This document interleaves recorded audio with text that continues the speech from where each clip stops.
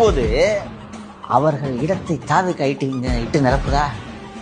Virtual warriors குமாங்குத்து குத்துறாங்க திமுகவை. வாயை திறந்தாலே அடி.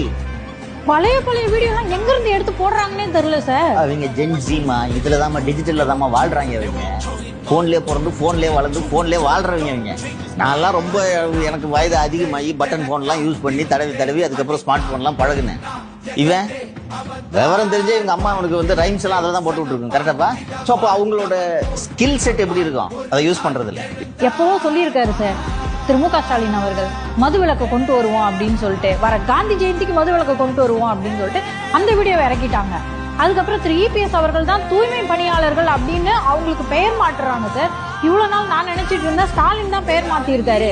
தம்பி பெயரை மாத்திட்டோம், அதனால இனிமே தூய்மை பணியாளர்கள் தான் சொல்லணும் அப்படின்னாரு இல்லையா? அந்த டைலாக சொல்லி கொடுத்தாங்கல்ல, அது கூட இது நம்ம டைலாக் இல்லை, இன்னொருத்தன் டைலாக். திருடுறோன்றது கூட இவருக்கு தெரியாது.